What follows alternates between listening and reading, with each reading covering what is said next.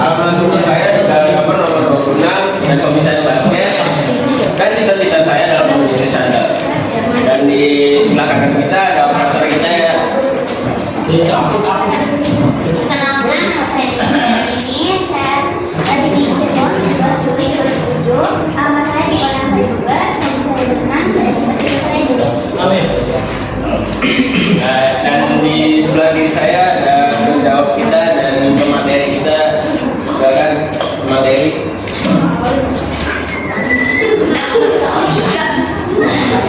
Nama saya Dr. Saulia, saya lahir di Cirebon tanggal 18 November 2006. Saya tinggal di Renjeng, hobi saya nonton drakor, dan juga saya amin.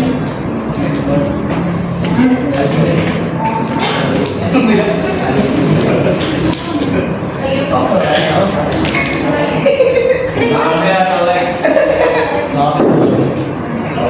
Udah ganti lah.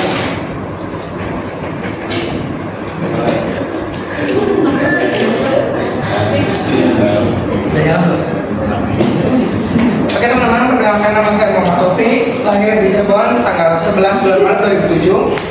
Alamat adalah saya Datul Kafi, hobinya nonton film, cita-citanya menjadi produk manajer.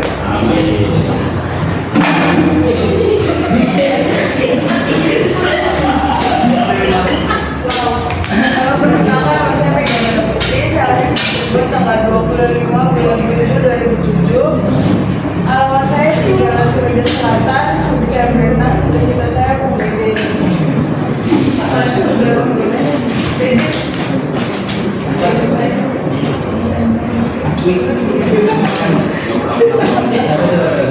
Nah, ada teman kita yang berhalangan hadir, yaitu Rindi Surya Saputri. Dia tanggal lahir dia di Ciamis, tanggal 21 November 2007. Alamat dia di Jalan Pangeran Derajat, hobi dia berenang, cita-cita jadi dokter.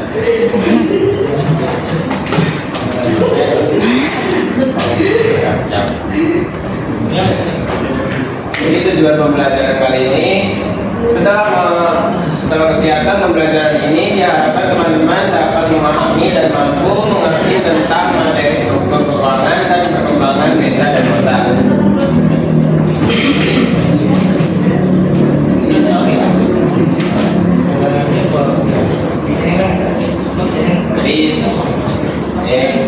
Judul pembahasan komentator disclaimer ngomong buat komentator, siapa sih komentator? komentar Oh, ayo. Buat apa? iya desainnya nge-press tapi ada Jadi saya Tapi selanjutnya enggak kok. Coba geser dulu sama jawaban. simak videonya. Terus aja.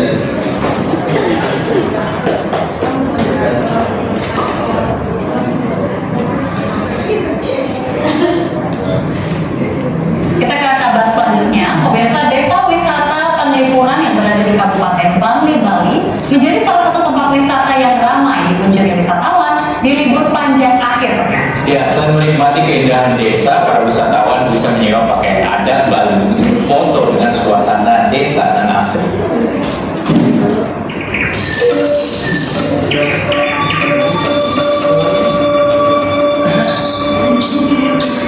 Pulau Dewata Bali memang tidak pernah surut dan jauh dari tarik wisatawan. Salah satu. Pengen nyobain ada di sini kayak gimana, jadi pengen nyobain aja sensasinya kayak gimana, ini ada tanda bangsa ini. Terus gimana kesannya dengan desa penglipuran ini?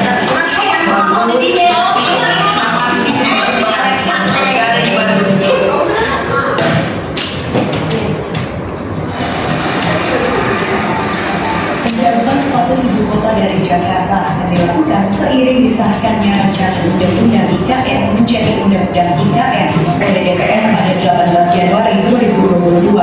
Lantas bagaimana nasib Jakarta setelah ibu kota pindah ke Kalimantan Timur? disetujui untuk disahkan menjadi undang-undang. Meski tidak lagi berstatus sebagai ibu kota, namun Jakarta akan tetap menjadi sentra ekonomi negara. sedangkan Nusantara menjadi sentra pemerintahan.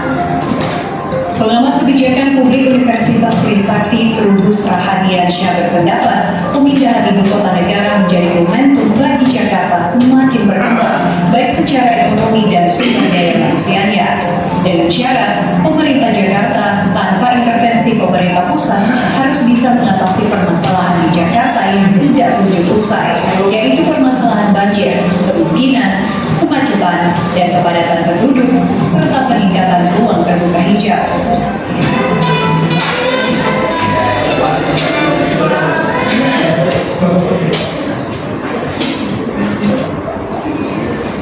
Ya, selanjutnya bakal disampaikan oleh pemateri kita ya. Oke, pada kesempatan kali ini saya akan membawakan materi desa.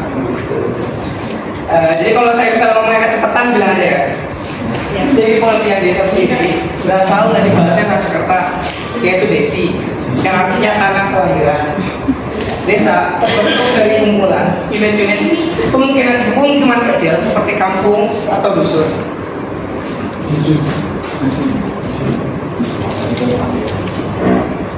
Dan menurut para ahli, menurut F.C. Prince berpendapat bahwa desa merupakan suatu tempat tinggal dan bukan pusat perdagangan. Kata kuncinya pada desa adalah suatu tempat tinggal dan bukan pusat perdagangan. Di desa, bangunan utama berupa tempat tinggal petani dan bangunan-bangunan yang terkait dengan pertanian. Selanjutnya menurut Bintarto mengatakan desa merupakan perwujudan geografis yang disebabkan unsur fisiografis, sosial, dan ekonomi politik dan budaya. Tempat dalam hubungan serta pengaruh timbal balik dengan daerah lain. Maksudnya Bintarto adalah desa merupakan perwujudan geografis yang memiliki unsur sebagai berikut dan adanya pengaruh timbal balik dengan daerah lain.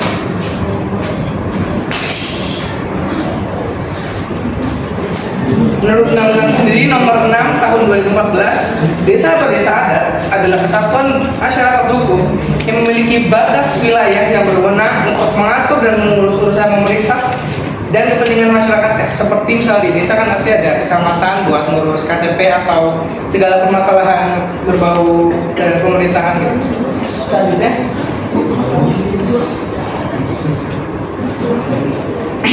syarat-syarat desa. Syarat yang pertama, desa tersebut harus sudah berdiri dan beroperasi selama setidaknya 5 tahun. Jadi di wilayah itu setidaknya minimal itu sudah 5 tahun dulu ada, baru dinamakan sebuah desa. Selanjutnya adalah jumlah penduduk. Misalnya di Pulau Jawa paling sedikit 6.000 jiwa atau 1.200 kepala keluarga. Selanjutnya yang ketiga, wilayah kerja yang memiliki akses transportasi antar wilayah. Maksudnya seperti angkot, beca, atau ojek. Selanjutnya ada sosial budaya yang dapat menciptakan kerukunan hidup bermasyarakat sesuai dengan adat istiadat desa. Jadi setiap desa pasti punya adat istiadatnya masing-masing yang akan menjadi kerukunan hidup antar warganya. Selanjutnya yang memiliki potensi yang meliputi sumber daya alam, sumber daya manusia, dan sumber daya ekonomi pendukung. Yang bermaksud di sini adalah desa pasti memiliki sumber daya, ya kan, seperti misalnya sungai, waduk, atau sumur, juga pasti punya ada orangnya. Dan pasti ada perdagangan juga. Selanjutnya,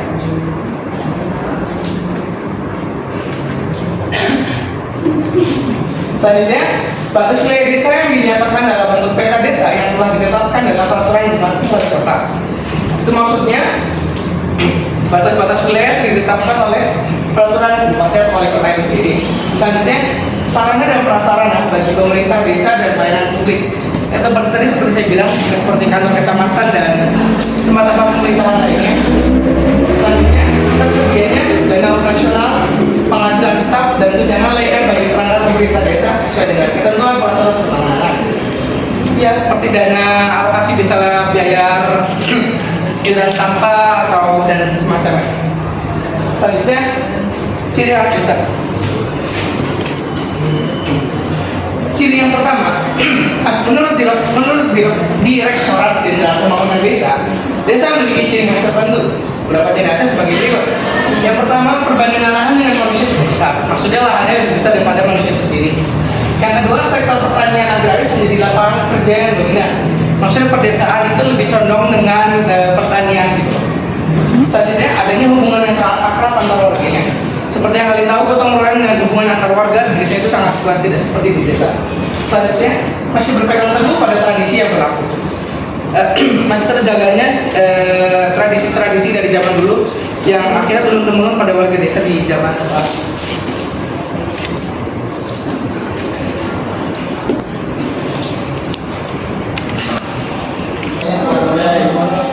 Ini sih bisa lanjutin nih. Udah mulai belum? Sudah. Oke, selanjutnya adalah kriteria kawasan pedesaan. Yang pertama adalah fungsi kawasan produksi pertanian kabupaten. Selanjutnya ada sistem jaringan prasarana pendukung kegiatan pertanian. Yang ketiga, aglomerasi penduduk yang bermasa pencarian petani, nelayan, penambangan rakyat atau pengrajin kecil. Selanjutnya adalah tataran nilai budaya lokal dan fungsi sebagai penyangga budaya dan lingkungan hidup bagi wilayahnya. Selanjutnya desa. Selanjutnya ada kegiatan tentang pertanian dan pengelolaan sumber daya alam termasuk perikanan tangkap.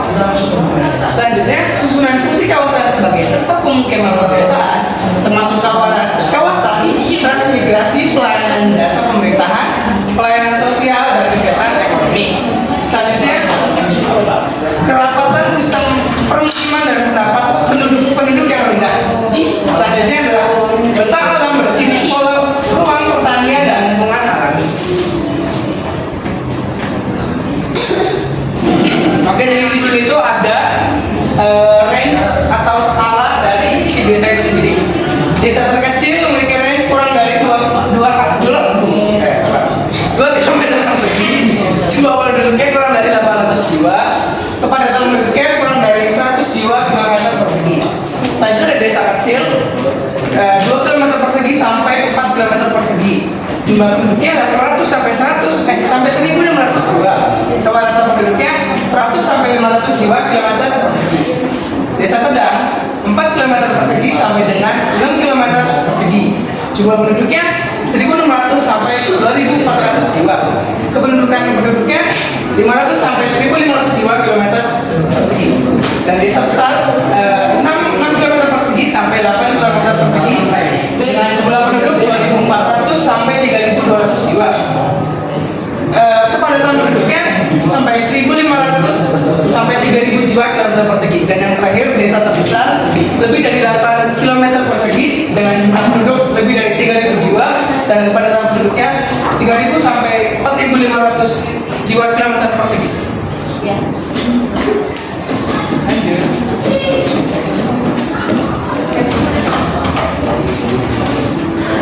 Ya.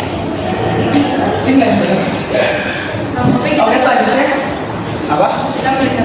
Oh iya, maaf sebelumnya. Oke, selanjutnya adalah fungsi desa. Menurut Pintar kok ada 3 fungsi desa. Ketiga fungsi desa itu sebagai berikut. Yang pertama dalam hubungan dengan kota. Jadi ada keterlibatan hubungan antar desa dan kota seperti pengiriman pertanian atau hasil perkebunan juga. Selanjutnya kritik dari segi potensi ekonomi. Yang terakhir, selanjutnya ada dari segi kegiatan kerja. Selanjutnya ada tipologi desa. Tipologi desa berdasarkan pendapatan meliputi desa sebagai berikut. Pertama, desa genealogis adalah desa yang didirikan oleh tali persaudaraan antar warga desa yang masih kuat. Jadi itu masih kayak pendapatan yang masih kuat. Selanjutnya adalah desa teritorial, adalah desa yang menjadi pemukiman warga dengan beragam asal keturunan.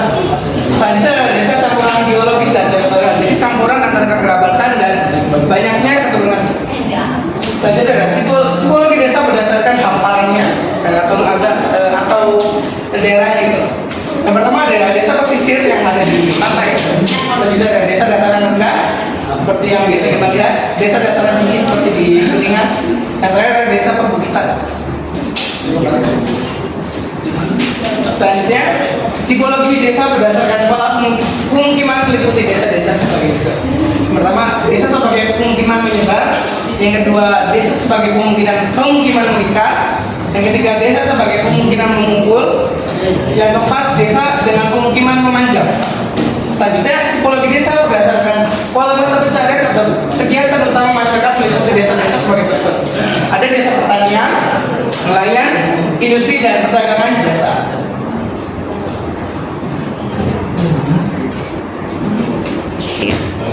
Oke, selanjutnya struktur keuangan desa. Struktur keuangan desa merupakan penyusunan keuangan desa yang berkaitan dengan penggunaan lahan di desa tersebut.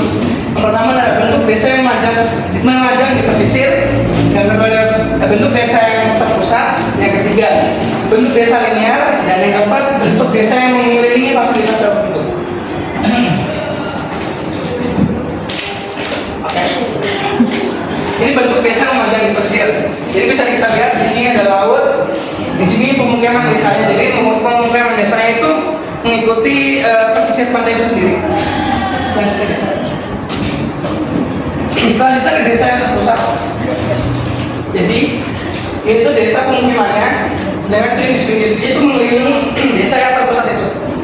Selanjutnya oke, bentuk desa linear. Maksudnya gimana? Maksudnya di sekitaran, jadi itu desanya itu di tengah-tengah si lahan pertanian gitu loh. Jadi desa sekelilingnya itu pertanian. Bisa dilihat jalannya. Ini tuh industri kecil. Ini tuh desa. Selanjutnya desa yang mengelilingi fasilitas tertentu. Ini fasilitas yang telah ada, misalnya kantor kepala desa gitu. Terus ini ada pemukiman penduduknya, dan ini ada daerah industri kecil di sekitar sini.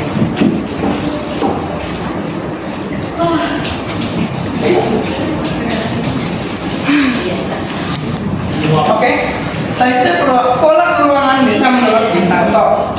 Pertama, pola persebaran desa memanjang jalan. Selanjutnya di desa, persebaran desa memanjang sungai.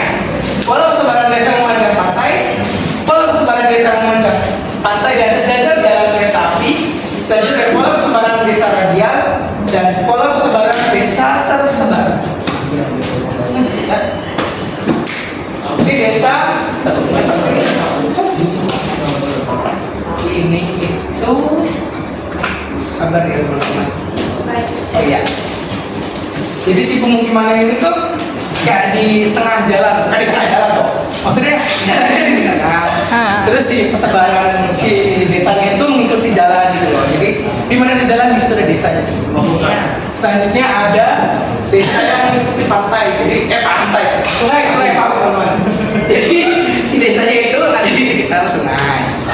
Selanjutnya ada di sekitar pantai juga kayak tadi di posisi itu loh. Ini jadi desanya di sini pantai, biasanya desa-desa itu buat tempat pariwisata itu. Selanjutnya desa. Ini biasanya kalian bisa lihat di Eropa di mana si pantai itu tuh ada desa di bawahnya, sedangkan kita tuh naik kereta api di atasnya gitu lah. Bukan di atas tapi di kayak bunyi nih. Bawahnya desa pantai, ya gitu di sampingnya. Selanjutnya ada desa yang mengelilingi gunung dan sungai. Jadi ini gunung ya teman-teman, ini gunung. Ini sungainya dan desanya tersebar di sekitar sungai-sungai tersebut. Selanjutnya ada desa yang ini tadi itu Pak. Oh ya, desanya terpecah-pecah. Kenapa? Oh ya, ini desa tersebar. Kesuburannya tidak merata. Jadi itu karena kesuburannya tidak merata, si desa itu tersebar di beberapa wilayah yang emang subur-subur doang gitu. Selanjutnya desa. Pola pemukiman menurut and Roger, the scattered conflict community. Pola pemukiman ini mengacu pada desa-desa yang dicirikan oleh suatu lokasi agribisnis. Agribisnis itu kayak apa ya? Jadi kita bisa lihat sendiri. Ini biasanya ada di map GTA. Wah. GTA sebenarnya. Jadi di sini pemukiman, sedangkan di sini pertanian kayak hijau di mana? Selanjutnya ada di cluster village. Pola pemukiman ini mengacu pada desa di mana penduduknya berdiam pada satu tempat sentral. Jadi terpusat gitu loh. Ini contohnya. Jadi dia nggak tersebar kayak yang tadi, tapi dia fokus ke satu tempat gitu loh. Jadi sisanya pemukiman pertanian gitu. Selanjutnya, the line village. Pola pemukiman ini mengacu pada desa-desa di mana rumah penduduknya berada di tengah kedua sisi sungai atau jalan utama. Seperti yang tadi bilang pada sebelumnya itu kan menurut sekolah Bintarto sekarang menurut Everett dan Roger. Jadi sama aja, desanya mengikuti sungai atau jalan utama. Jadi tetap mengikuti. Selanjutnya desa. Perkembangan desa. Ini dalam perkembangan desa secara umum ketika suatu perubahan yang diinginkan, perubahan yang dimaksud adalah perubahan dari suatu keadaan yang kurang baik menjadi lebih baik. Menurut Pintato, desa memiliki potensi fisik dan potensi non fisik. Potensi fisik berkaitan dengan sumber daya seperti tanah, air, iklim, dan lingkungan geografis itu sendiri. Selain itu potensi non fisiknya merupakan masyarakat desa yang bekerjasama, lembaga desa, lembaga pendidikan, kesehatan, ekonomi, dan aparatur desa. Menurut Pintato, maju mundurnya suatu desa antara lain tergantung pada hal berikut. Yang pertama, potensi desa yang mencatat potensi sumber daya alam dan potensi penduduk dan beserta aparatur. Jadi tergantung dengan bagaimana SDM dan SDA dan pengelolaan itu sendiri yang mempengaruhi maju mundurnya suatu desa. Selanjutnya, interaksi antar desa dan kota. Desa dengan desa termasuk perkembangan komunitas, komunikasi dan transportasi. Jadi interaksi desa dan kota atau desa dan desa itu mempengaruhi maju mundurnya suatu desa itu sendiri. Selanjutnya, lokasi desa terhadap daerah-daerah sekitar, ya, yang lebih maju. Jadi misalnya emang desa itu menjadi bersemangat melihat desa yang lebih maju itu, jadi membangun jadi lebih baik. Selanjutnya, berdasarkan tingkat perkembangan kemajuan desa, ada beberapa tipe desa. Tipe-tipenya sebagai berikut. Yang pertama, desa yang sangat tertinggal atau disebut desa pratama. Yang selanjutnya, desa tertinggal atau desa pramadya. Selanjutnya, desa berkembang atau desa madya. Selanjutnya, ada desa maju atau desa prasembada. Dan yang desa mandiri atau desa swasembada. Bukan sepada kanan. Kata bukan kamu bisa. Selanjutnya, berdasarkan tingkat pembangunannya, desa juga dapat dikelompokkan dalam kelompok desa sebagai berikut. Pertama, ada desa swadaya yang merupakan desa tradisional, lokasinya di pegunungan atau perbukitan dengan yang terpencil, mereka masih sangat terdekat dengan adat istiadat seperti suku Baduy dalam. Selanjutnya ada desa swakarya merupakan peralihan dari desa swadaya menuju desa swasembada. Jadi itu kayak Baduy luar, jadi dia berusaha untuk keluar dari tradisi yang masih berkata. Selanjutnya ada desa swasembada, masyarakat yang sudah mampu menggunakan SDM dan SDA yang masing-masing, seperti desa-desa yang kita biasa lihat. Oke, setelah masuk di sesi satu, Nggak obrol.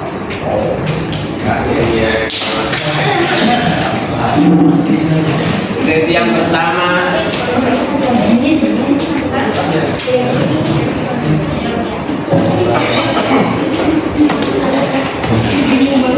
berbalik apa langsung semuanya nih? langsung semua. Cewek cowok aja nggak sih? Kayak cewek sama cowok sendiri. Cewek cowok. Maksudnya kan biar rata nggak sih? Iya kan? Cewek cewek cowok apa cowok dulu nih? Itu kan desa cowok dulu ya. Ibas dulu lah. Jangan cewek aja. Ya. Ini cowok dulu dah. Kalian jadi saksi ya. Satu, dua, tiga. Bentar dulu ulang HP-nya. Baik, saya Farhan Adulau dari kelompok 3. Nah, tentang desa. Apakah tidak apa-apa jika sebuah desa berdekatan dengan industri, bukannya itu bisa membahayakan masyarakat? Contohnya nih, ada seperti polusi udara, polusi suara dan limbah dari industri.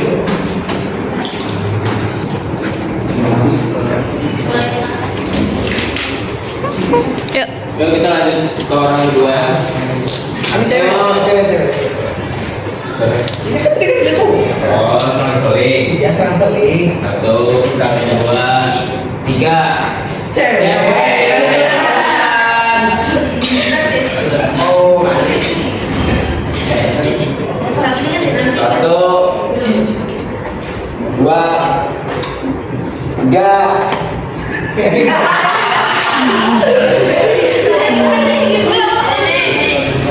Biasa berapa? Semuanya saya. Saya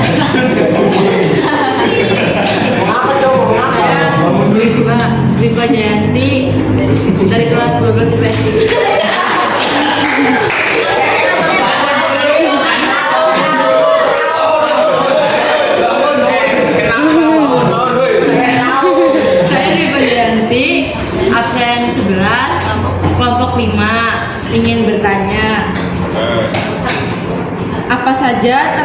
yang dihadapi dalam mengembangkan desa menjadi lebih modern tanpa menghilangkan ciri khas pendesaannya.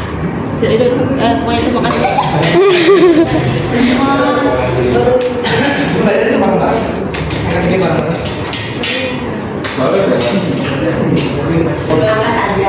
Semuanya satu, semuanya cewek cowok ya 1, 2, 3. Satrio. Saksi. Satrio. Satrio. 1.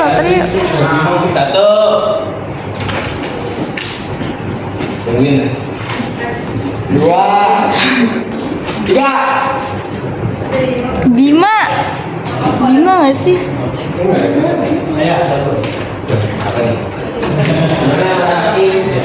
Bima nggak sih? Iya tak?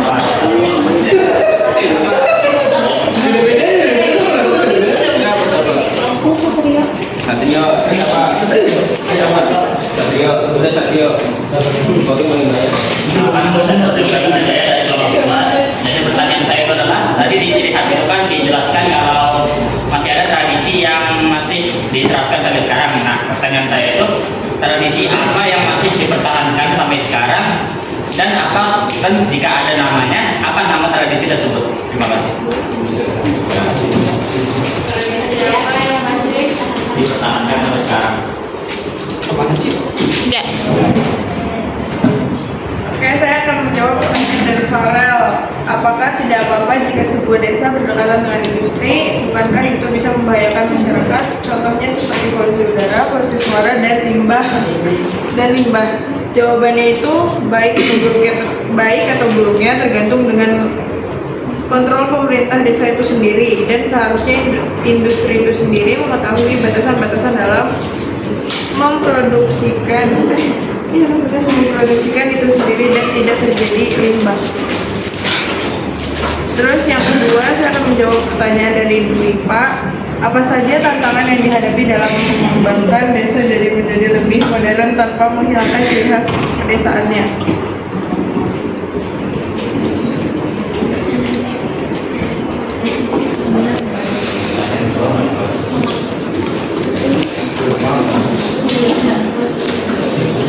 Pelestarian lingkungannya, tantangannya modernisasi seringkali dikaitkan dengan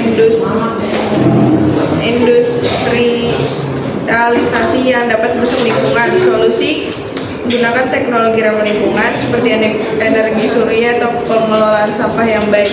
Libatkan warga dalam menjaga lingkungan.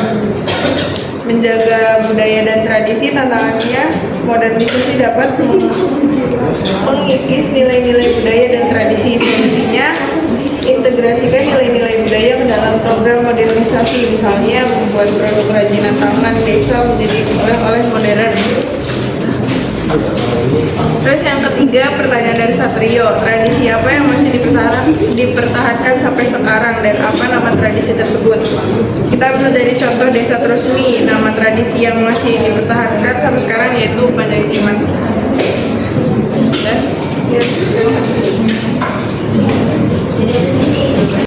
Perhatiannya, kita melakukan ice breaking ya. Tolong berdiri dong.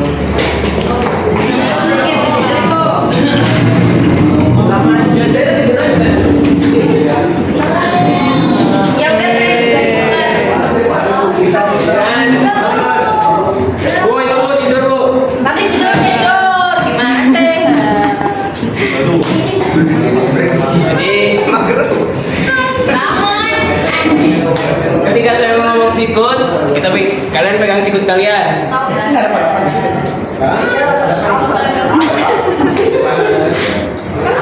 Terus Ketika saya ngomong sakit, kalian pegang sikut kalian. Terus ketika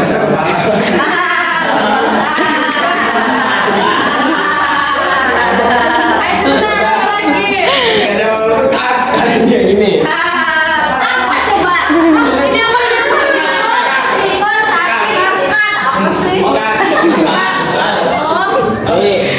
Ada sikut, ada sakit, ada sekat, ada sikat. Sikat gimana sikat? Sikat tuh kalian ambil pulpen di meja kalian berebutan berpasangan. Yang nggak punya teman, yang bisa tigaan, yang nggak punya pasangan. Yang main pasangannya di pasangannya. Cari pasangannya ya. Yang ada mager bisa tidur aja.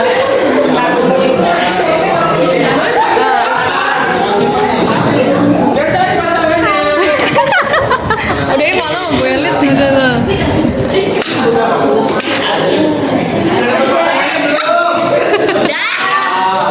Dijagain pasangannya jangan sampai diambil orang lain. Ayo lagi. Ayo kita mulai.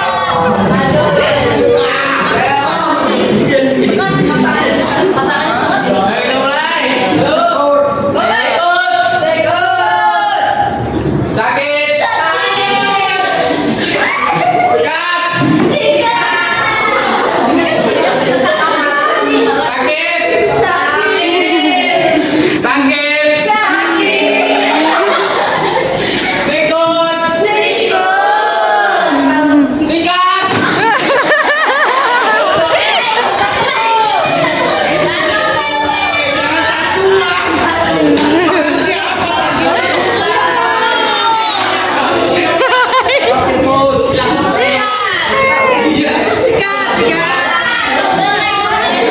Berempat aja tuh Mama, ini tuh berempat ini berempat.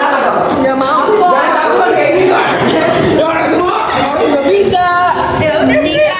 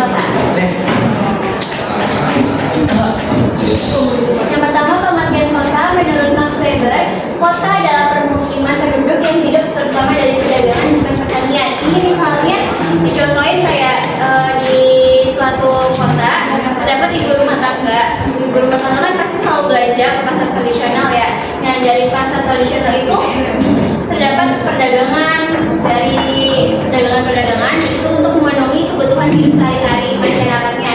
Terus menurut Bung Karno, kota merupakan suatu sistem jaringan kehidupan manusia yang ditandai dengan kepadatan penduduk dan tinggi dan diwarnai dengan strata sosial ekonomi yang heterogen dan materialistis. Kita ambil contohnya seperti di kota Jakarta. Di kota Jakarta kan terdapat banyak orang yang hidup di dalam pemukiman yang mewah. Mereka hidup dalam kemewah-mewahan, tetapi di dalam itu mereka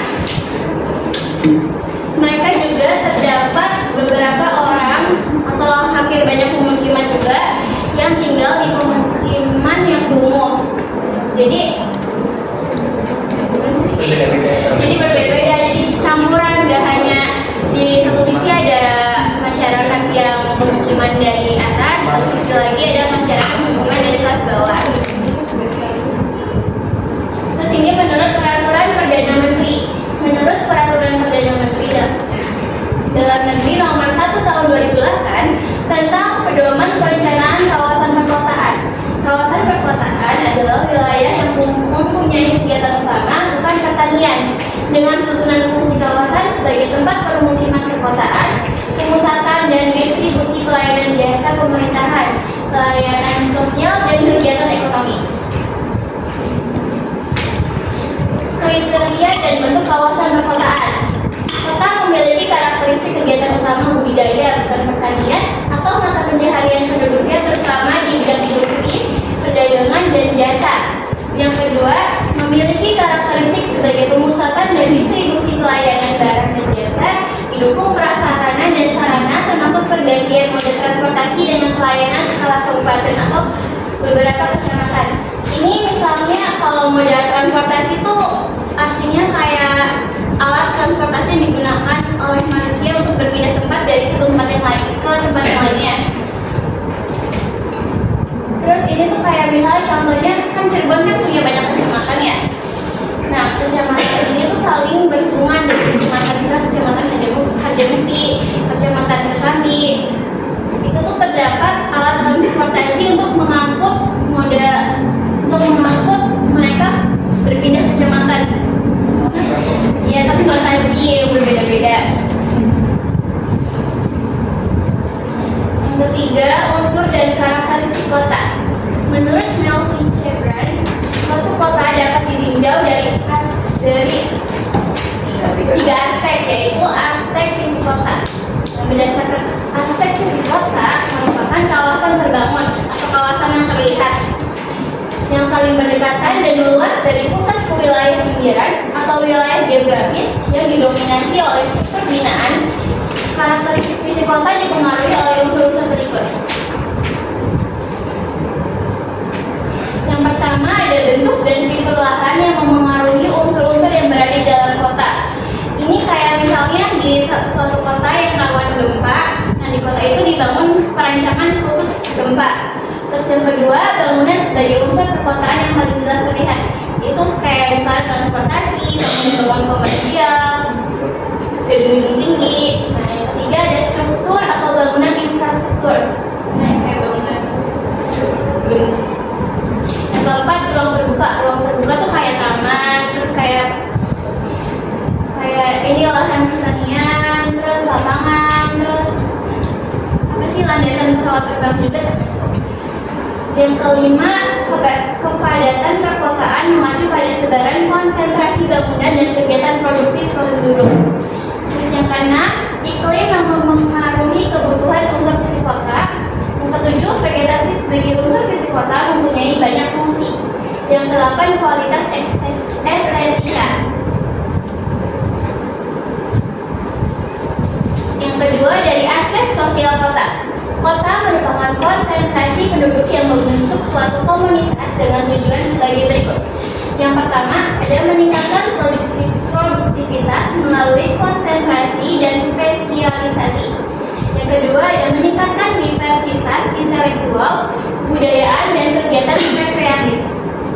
Karakteristik sosial kota dipengaruhi oleh unsur-unsur berikut. Yang pertama, jumlah dan komposisi penduduk yang selalu mengalami perubahan, kayak misalnya kelahiran, kematian.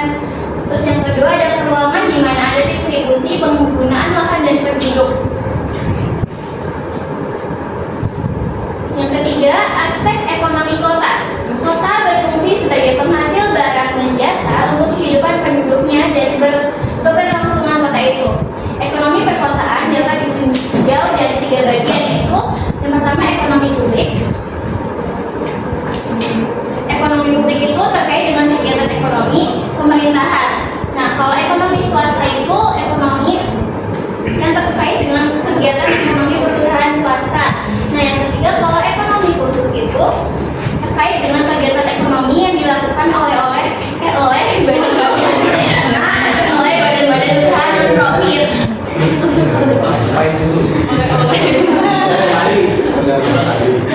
Kriteria kota. Yang pertama, jumlah penduduknya yang besar. Kota kan pasti punya banyak banget penduduk ya, kayak misalnya Jakarta juga. Terus yang kedua, pengusahaan kegiatan dan pertanian. Di kota juga udah jarang banget ditemuin lahan pertanian, banyaknya di desa-desa. Yang ketiga, pusat kegiatan industri dan perdagangan. Nah, di kota kan nggak ada pertanian, tapi adanya kegiatan industri dan perdagangan.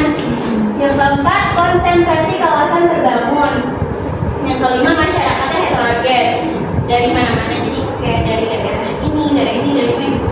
Terus yang keenam, ada berbagai lembaga sosial, ekonomi, dan politik.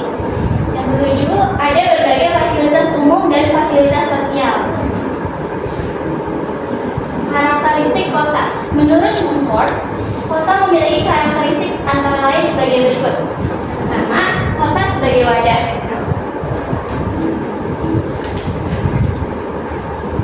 Nah, sebagai wadah itu maksudnya menandakan bentuk atau strukturnya. Terus kalau kota sebagai magnet itu menandakan kayak mengacu pada kekuatan untuk menarik orang-orang ke dalam kota tersebut. Fungsi kota, menurut Kitson ada 3 fungsi kota. 3 fungsi kota itu adalah sebagai berikut. Kota memiliki fungsi budaya, kayak misalnya kota Cirebon sendiri kan dikenal juga sebagai kota budaya ya. Banyak kayak misalnya Keraton Kasepuhan, terus Golnya lagi, Gunung Jati. Dan kedua, kota memiliki fungsi administratif. Juga banyak ya. Dia mengolah keuangan. Yang ketiga, kota memiliki fungsi ekonomi. Jadi kota kayak misalnya dari luar kota nih pada datang ke Cirebon tuh biasanya pada nyari buat makanan apa sih? Kuliner, terus sama yang ke Batu Resmi.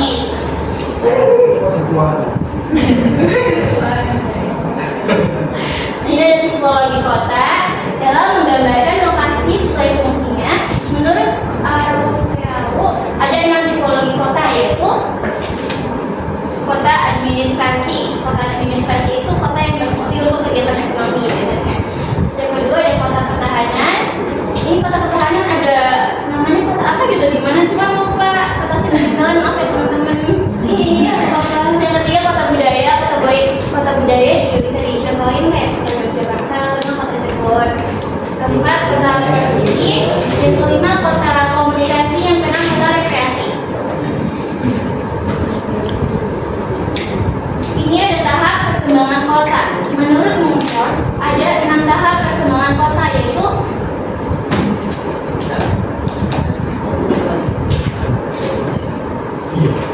yang pertama ada tahap eopolis. Tahap eopolis ini terbentuk ketika terjadi asosiasi desa karena semakin banyak desa yang berdiri. Terus yang kedua ada tahap polis. Tahap ini terjadi ketika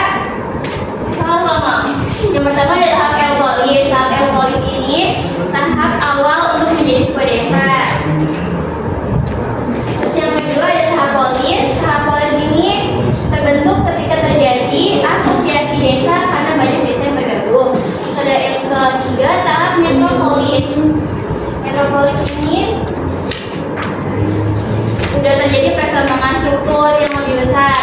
Terus tahap megalopolis ditandai dengan lebih banyak keragaman budaya. Jadi banyak dari desa-desa lain yang masuk untuk bergabung ke dalam kota tersebut. Yang kelima tahap tiranopolis. Tahap tiranopolis itu ditandai dengan lingkungan kota memburuk dan orang-orang ini lari ke perdesaan. Yang keenam tahap nekropolis. Kota di sini pada tahap nekropolis semakin membusuk, jadi kayak udah kota mati gitu. Bentuk kota yang pertama kota padat atau compact city. Kota padat terdapat banyak bentuk. Yang pertama ada kota bentuk persegi.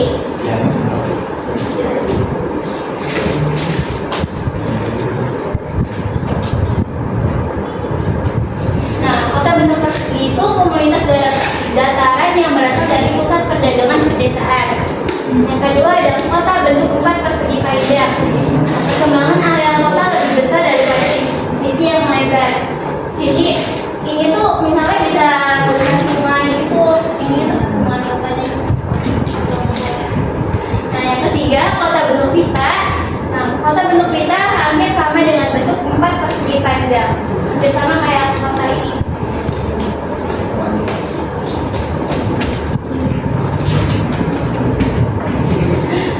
Ini yang keempat kota bentuk bulat. Bentuk kota, jadi kota bentuk bulat ini adalah kota yang paling ideal karena mereka berkembang yang seimbang, jadi bisa dari atas, bawah, kanan, kiri. Terus yang kelima adalah kota bentuk kipas. Bentuk ini menggambarkan perkembangan ke luar lingkaran relatif seimbang. Nah, yang keenam kota bentuk gurita.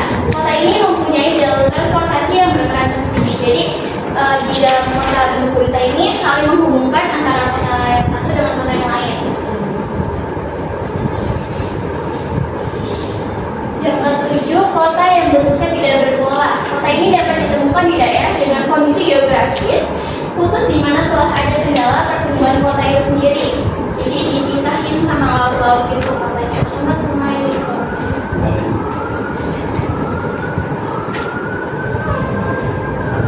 Ini yang kedua, bentuk kota tidak padat.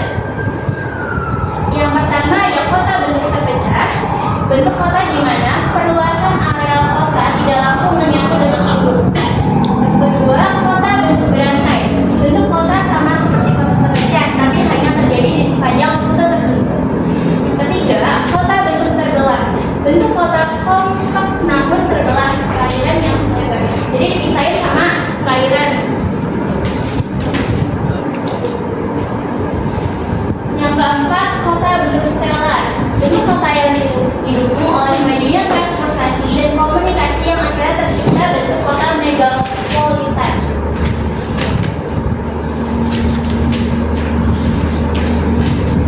Menurut Peraturan Menteri Pekerjaan Umum Nomor 20 tentang pedoman penyusunan rencana detail tata ruang dan peraturan zonasi kabupaten atau kota, rencana kelola ruang terdapat dalam rencana detail tata ruang atau RDTR kabupaten atau kota. Rencana kelola ruang yang terdapat dalam RTDR merupakan rencana distribusi subzona, peruntukan zona lindung dan zona budidaya. Zona lindung itu kayak hewan yang dilindungi, tanaman-tanaman yang dilindungi. Terus kalau zona budidaya itu budidaya perikanan, budidaya peternakan.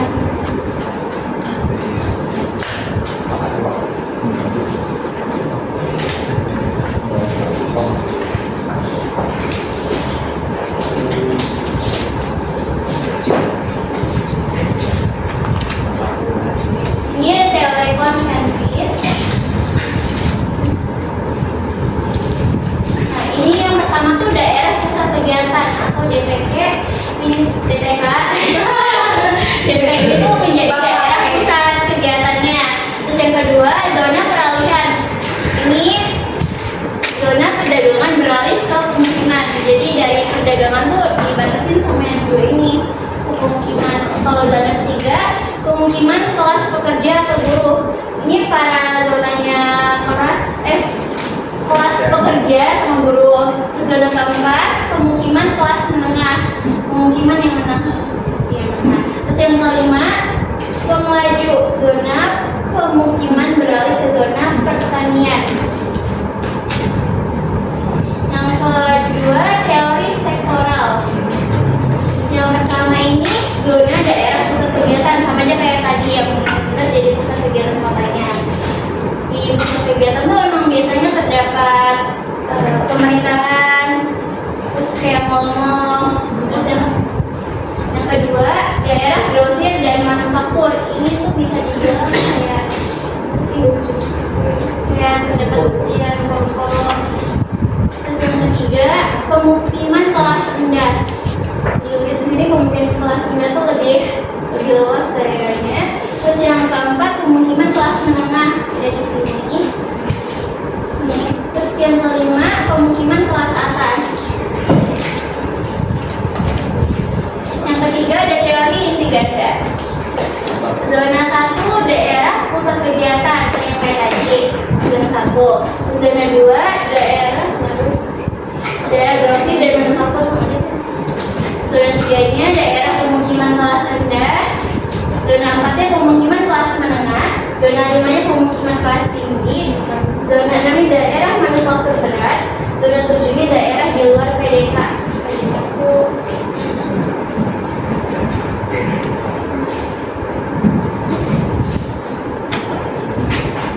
Zona 8-nya pemukiman suburban. Itu kayak masyarakat masyarakat kelas tinggi. Yang ke-9 tuh daerah industri suburban. Nanti kita tanya suburban apa. Yang keempat, teori konseptual. Ini tuh teori tipe Eropa. Teori konseptual. Yang pertama itu ada pusatnya kota, terus yang kedua zona peralihan, yang ketiga ada sektor C dan D atau yang biasa disebut dengan zona rumah kecil. Yang terus dalam sektor D, zona 3 juga terdapat sektor B. Sektor B itu tempat tinggalnya rumah yang lebih besar. Kalau sektor A rumah-rumah tua yang besar. Nah, kalau zona 4 pemukiman dan perkembangannya ke pinggiran. Zona 5-nya desa-desa yang dihuni para pemaju.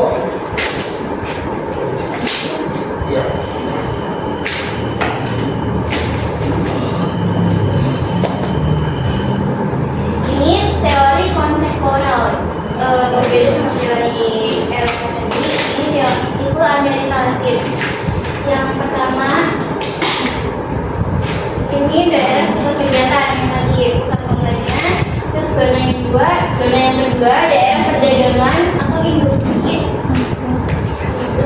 Daerah industri lebih kecil ya, bisa dilihat teman-teman. Terus yang ketiga sektor pemukiman kelas elit. Yang nomor 3 itu di samping berarti berdekatan sama daerah industri. Terus yang zona 4 pemukiman yang lanjut perkembangannya. Zona 5 daerah berkembang secara setempat. Zona 6 permukiman liar. Tinggalnya homeless. Perkembangan kota. Kota dapat dipahami sebagai jaringan geografis, organisasi ekonomi, proses institusional, aksi sosial, dan simbol estetika kesatuan kolektif. Sementara itu, perkembangan memiliki arti yang bergantung pada konteksnya. Perubahan yang terjadi pada suatu kota tidak terlepas dari 4 proses pembentukan kota berikut.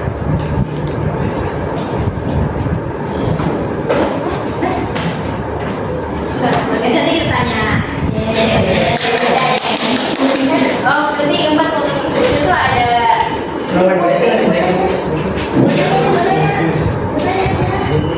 Oh, iya. Kita masuk sesi kedua. Yang mau nanya boleh. Nanti ya, sabar. Tadi sesi pertama kan cowok dulu, kita pindah ke cewek dulu ya. Terakhir. 1, 2, 3.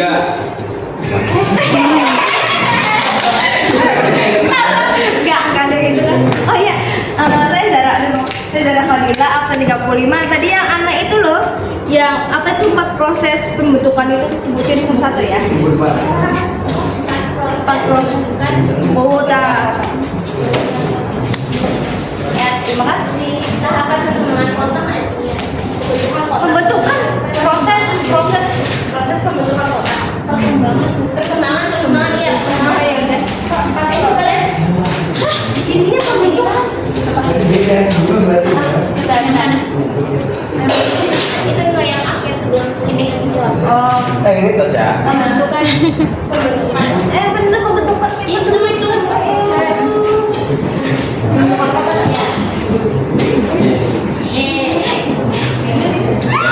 Ya, kita nomor 2 cowok.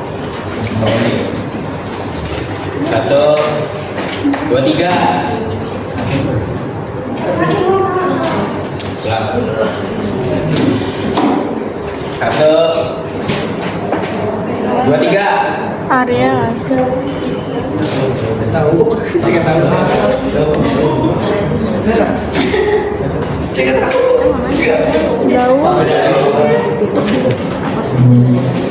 Saya yang bertanya, karena nama saya Dani. Sama. Nama saya Dani, absen 5.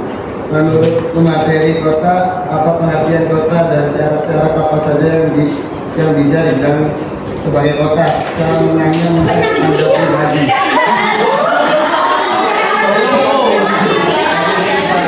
Coba pelan-pelan. Begini bagian jadi. Yang benar sih. Sini ngapain? Menurut materi kota, Bentar.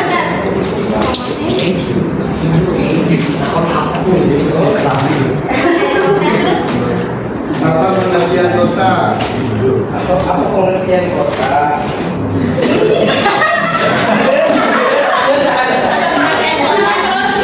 Dan syarat-syarat apa saja? Dan syarat-syarat apa saja?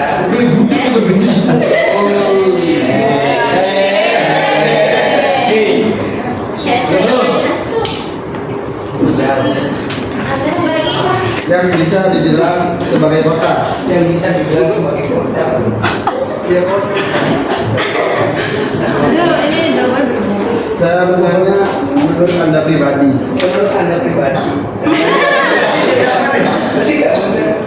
Berarti nomor 3. Ini bareng-barengnya cewek cowok sama aja boleh. 1, 2, 3. Lima, harus bareng semua. Harus bareng semua. Lebih sedikit lagi dong. 1, 2, 3. Kenapa nggak di video aja? Tiga aja. Iya. 1, 2, 3. Feeling kita juga. Coba pilih.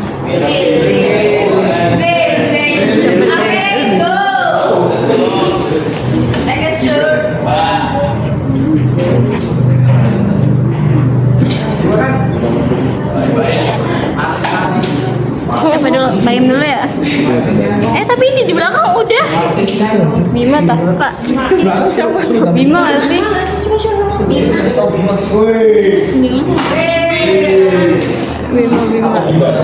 Jangan senang dulu. Bima. Enggak belum.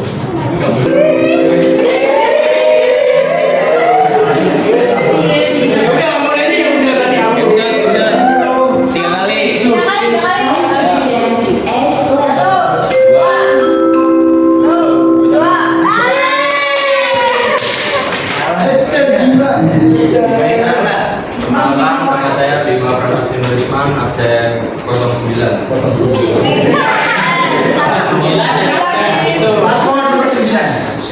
Bagaimana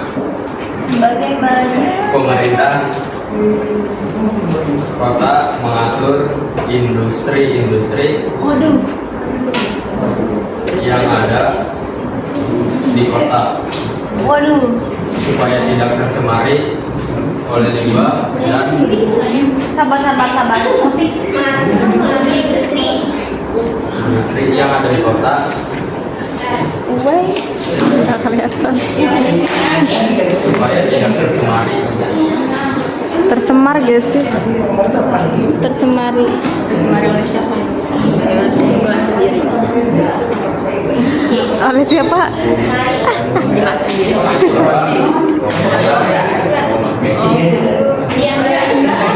Sendiri. Tercemari oleh limbahnya.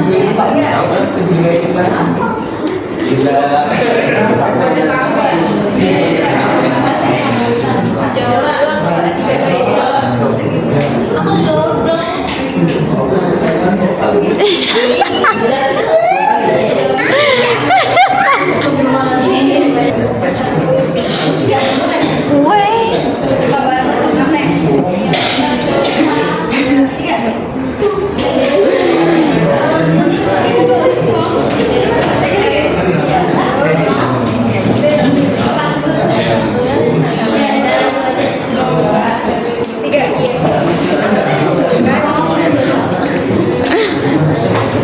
Tadi masuk ini.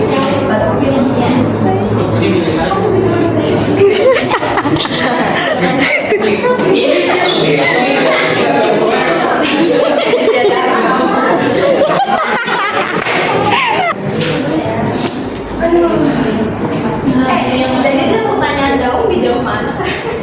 Iya nah, menurut anda aja nih katanya.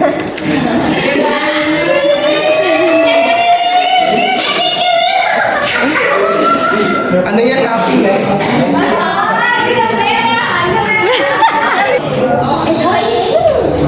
Saya menjawab pertanyaan dari Zahra. Nggak usah soalnya tau. Baca dong. Ketaunya. 4 proses pembentukan kota, yaitu stadium Julius pada tahap ini mulai terjadi pemisahan antara area perdagangan dan permukiman. Stadium manufaktur adalah pada tahap ini daerah-daerah baru bermunculan, contohnya daerah industri dan perdagangan dan perumahan. Stadium Sunai pada tahap ini terjadi kemunduran kota yang dapat didapatkan oleh faktor-faktor ekonomi dan politik.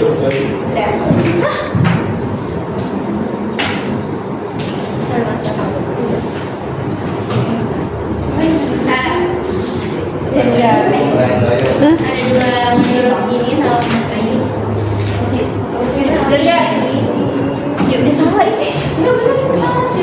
Luas. Bener gak? Kalau yang halaman 20 Enggak, kamu tuh nanyanya apa? Iya bener ini. soalnya anak-anak itu makanya mas ya adalah proses konsentrasi itu merupakan penumpukan penduduk di suatu wilayah. Populasi meningkatnya didapat kualitas seiring dengan gelombang migrasi yang dapat dibuat oleh mencari pemukiman di dalam pusat-pusat pekerjaan utama. B. Proses dekonsentrasi biasanya terjadi di wilayah yang dapat karena semakin banyak orang bersaing untuk mendapatkan lahan yang sama. C adalah proses sentralisasi adalah merupakan proses hampir yang proses konsentrasi yang proses ini sekadar mengelompokkan di sekitar pusat wilayah, namun wilayah ke arah pembentukan zona yang dalam satu wilayah. Ya, proses desentralisasi adalah proses menjauh dari pusat wilayah tertentu akibat perkembangan pusat-pusat di luar wilayah kota. Pertanyaan dari Ari, menurut materi kota, pengertian kota dan syarat-syarat apa saja yang bisa dibilang sebagai kota menurut Anda pribadi?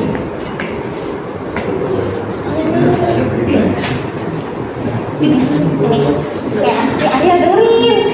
Pertanyaan kamu ini. Wilayah dengan kepadatan penduduk tinggi yang sebagian besar lahannya terbangun dan perekonomian bersifat non pertanian. Udah. Pertanyaan dari Bima, bagaimana pemerintah kota mengatur industri yang ada di ibu kota supaya tidak tercemar oleh limbah dan apakah Indonesia sudah menerapkan hal itu? Adalah kesadaran masyarakat. Belum semua masyarakat peduli dan penting menjaga lingkungan. 2. Penegakan hukum. Kadang-kadang aturan tentang pengolahan limbah tidak dijalankan dengan tegas. Terus membuat zona integrasi pabrik-pabrik dikumpulkan di satu area khusus memudahkan pengawasan dan pengolahan limbahnya. Melakukan inspeksi rutin pemerintah secara berkelana memeriksa pabrik-pabrik untuk memastikan mereka mematuhi aturan yang ada. Dan kasih.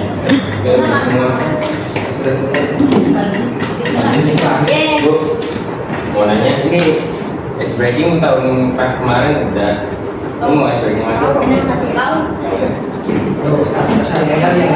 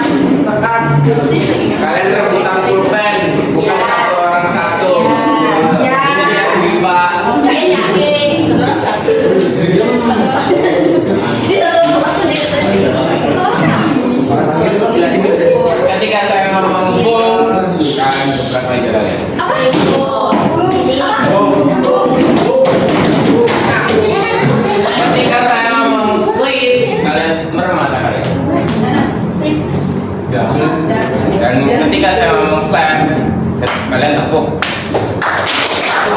satu kali aja. Dan ketika saya ngomong pen, kalian ambil pulpen kalian. Satu pulpen, bukan satu orang satu. Zahra.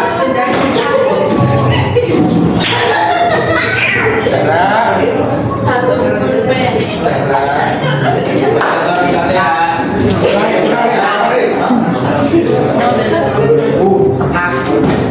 Boom.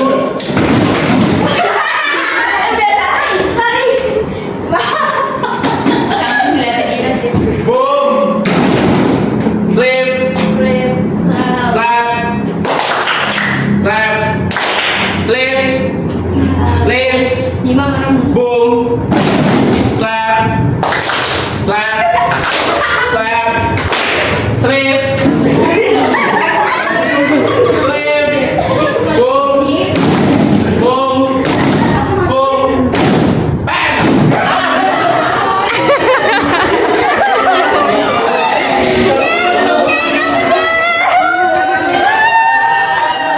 Kita dapat.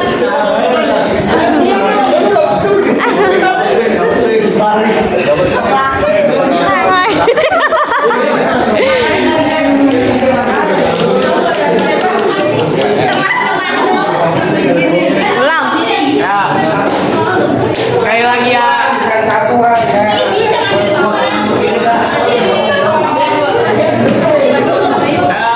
Sekali lagi guys. Boom. Slip. Slip. Slap. Slap. Slip. Slap. Slip. Boom. Slip. Slip.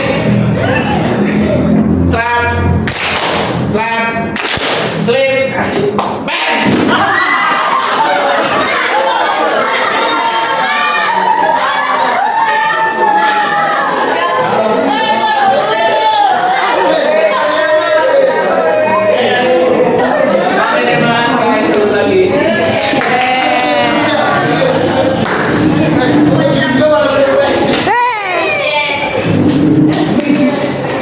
Apa nih?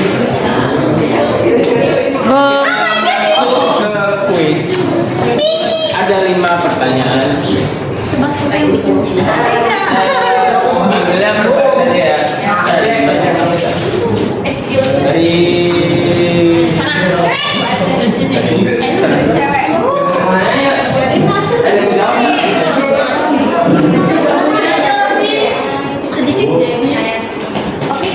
apa ya berbahasa biar adil.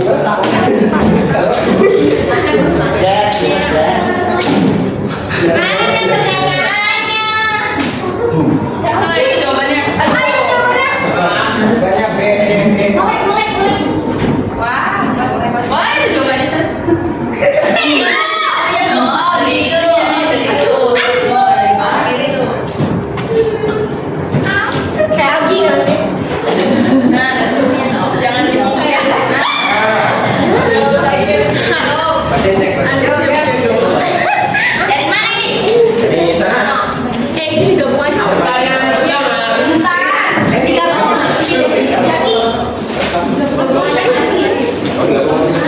Udah ngomong aja. Kita nggak tahu cek. Udah jangan jawab aja.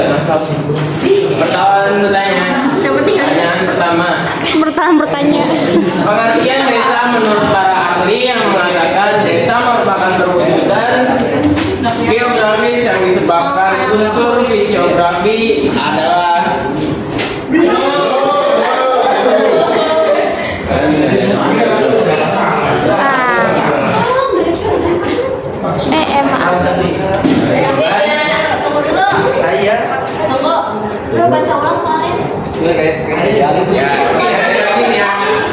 pengertian desa menurut para ahli yang mengatakan desa merupakan perwujudan geografis yang disebabkan unsur fisiografi adalah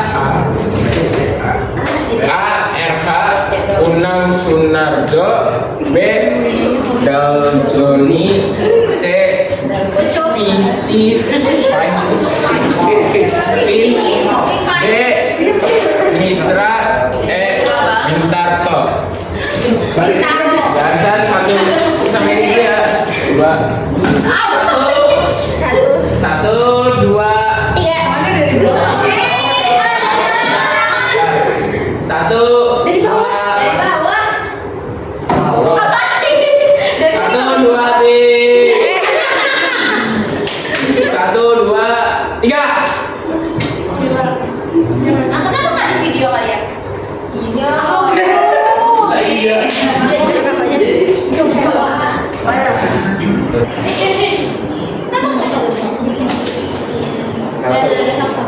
Satu, dua, tiga.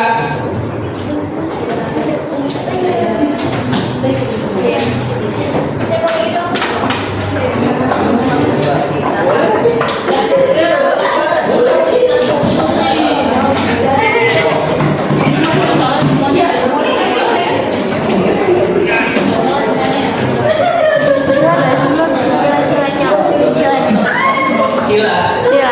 Jawabannya bintang. Kamu nggak perkenalan dulu? Nama saya Bibi Asila dari kelompok 6 absen 7. Jawabannya itu bintang. Oh iya.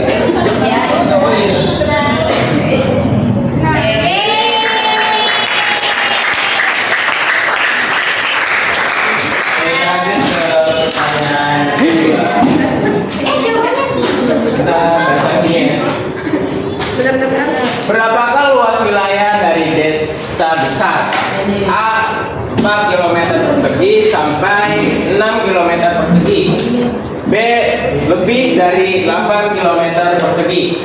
C. 2 km persegi sampai 4 km persegi. D. Kurang dari 2 km persegi. E. 6 km persegi sampai 8 km persegi. Masuk sini. 1, 2, 3. Linda nggak sih?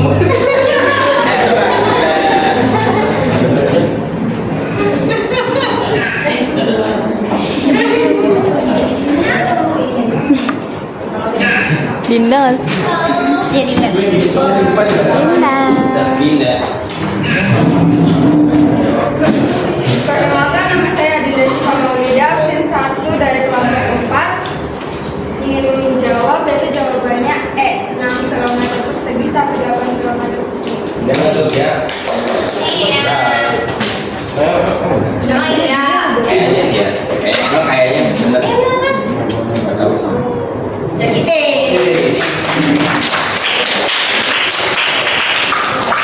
Pertanyaan ketiga. Ya, siap. Ketiga, struktur keuangan desa yang terbentuk karena dihuni secara turun-menurun oleh beberapa generasi memiliki pola. A. Yaitu terpusat. B. Linear. C. Radial. D. Tersebar. E. Mengelilingi fasilitas tertentu. apa gimana sih? Udah,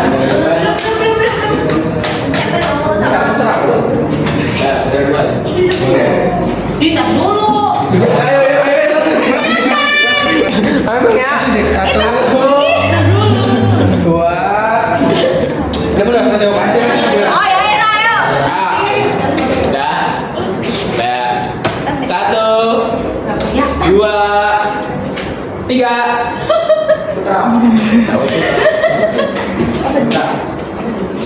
Asing nggak?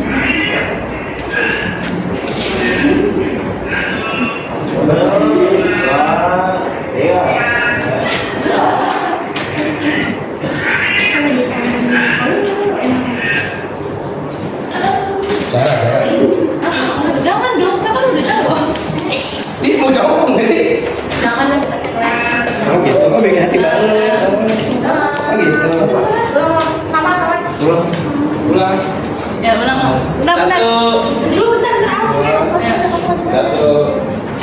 apa aja gitu. 1, 2, 3. Perkenalkan, saya Serina Desti Ananta dari kelompok 2. Jawabannya A. Emang iya? Emang iya, Cak? Salah nggak sih? Salah deh. Sayang sekali. Emang iya? Benar? Yang keempat, kita semuanya ya, semuanya. Kita yang keempat, bentuk kota apakah yang mempunyai kesempatan perluasan kota segala arah yang relatif seimbang dan kendala fisik relatif tidak berarti A. Kota bentuk persegi panjang, B. Kota bentuk persegi, C. Kota bentuk pita, D. Kota bentuk gurita, atau E. Kota bentuk kipas. Bareng-bareng ya. Bisa nggak video ini? Video lah. Bener. Itu kirinya nggak di-shoot kamu parah banget. Ya kan aku dari goyang-goyang.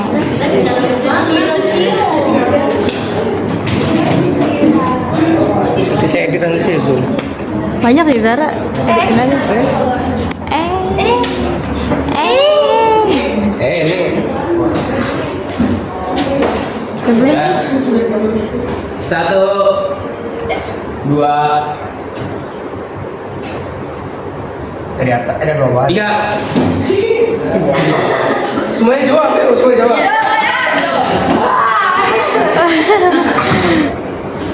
Ciro-ciro.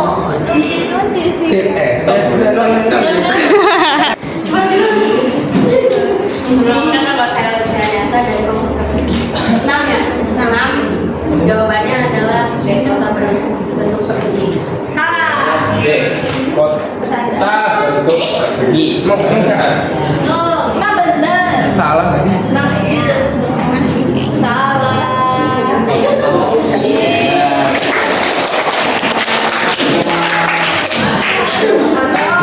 Pertanyaan terakhir. Untuk PSA, dapat iPhone.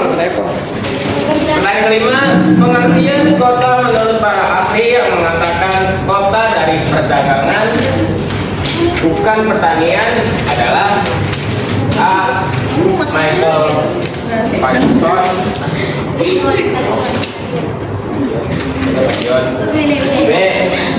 Burkhard Hofmeister, C. Max Weber, D. Bintarto, E. RH Unan Sunarjo. Sabar.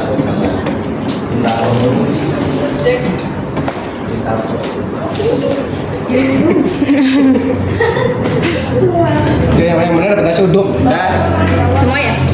semua. 1.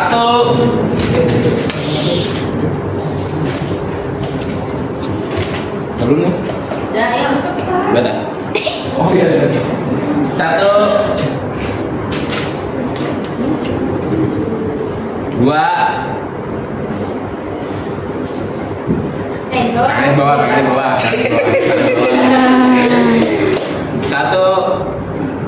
Tangan di bawah, Bung. 1, 2. Di bawah tangannya. Aku udah lagi.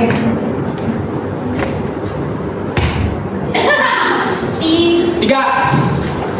Uwi gak sih? Rahasia nggak sih? Kocak. Cepetan. Ini ulang lagi ya. 1.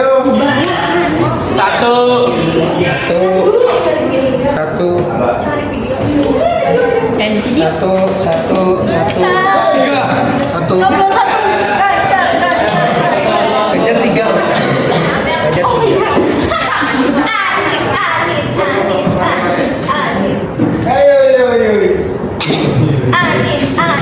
Ulang gak sih? 1.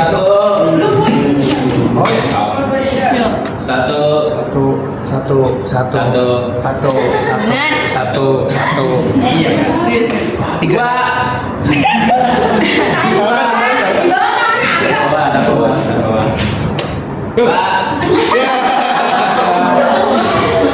Tetap dicuci. Satu. Safa di bawah Safa. Dua. Dua.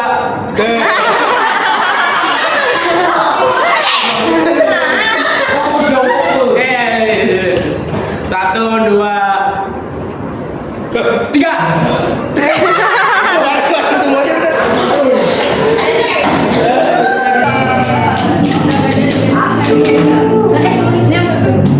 Silakan apa? Perkenalkan, nama saya Siti Apriantur Halinja. Saya ingin menjawab jawabannya itu C. Max Weber. Oh iya, Kak. Emang iya? Dan iya. salah. Etol.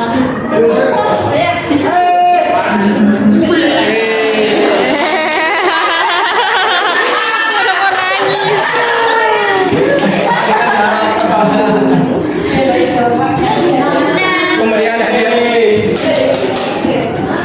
Ini cewek semua nih. Ayo maju. Aja. Lagi pemenang Menang, maju. Dara kamu bukan pemenang Dara. Kan cowok sudah. Mana kamera motonya? Ini yang bagiannya seperti itu. Kamera buat fotonya. Yang bagian dia itu. Iya, apa apa sih? Aku lihat DC. Dara nggak boleh. Ini satu. Balik. Ini sama yang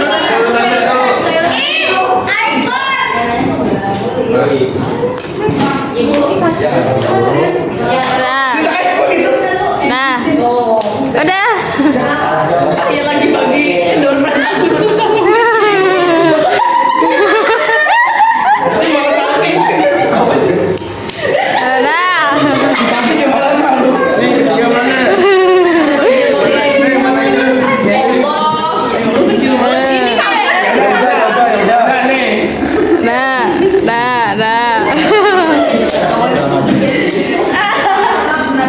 Nih, sweet. Tuh. Ini tuh kunci motor asli deh. Ini kunci motor serius. Tuh mirip tuh. Oh, mirip. Ada perasaan sama yang kecil. Yang kecil pada ini tahu. Oh ya, jangan mulai dari fisiknya. Iya nih, Net. Dibuat Ira. Gak ikhlas. Ya Allah ya Robi. Kita Ira. Itu.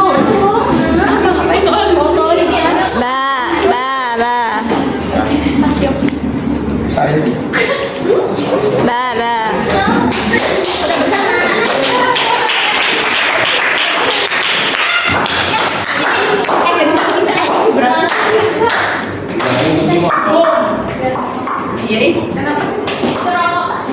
Yuk.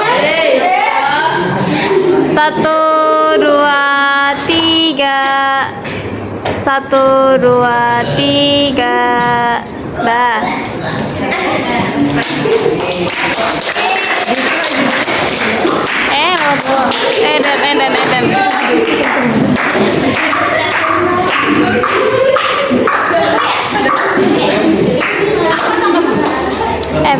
Eden. Jadi kesimpulannya, desa dan kota memiliki perbedaan mendasar dalam struktur dan pola peruangan.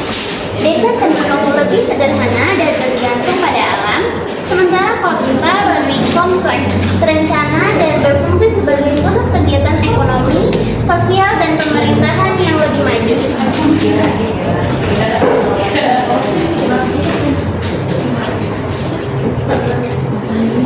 Buat hari ini. Kita dari mana kita dilahirkan? Ibu. Kita bagaimana?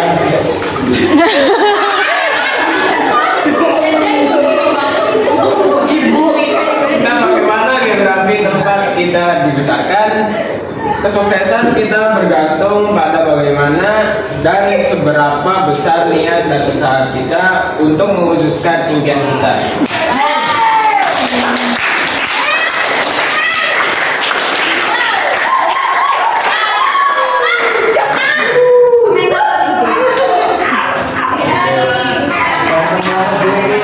Buat komentar silakan. Kenapa nama saya Haifah Lutfia Juga Putri dari absen 12. Untuk yang pertama, PPT-nya agak melek.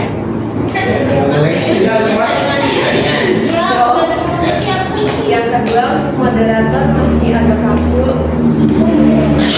Yang terakhir, untuk baca materi sudah bagus dan memahami materi.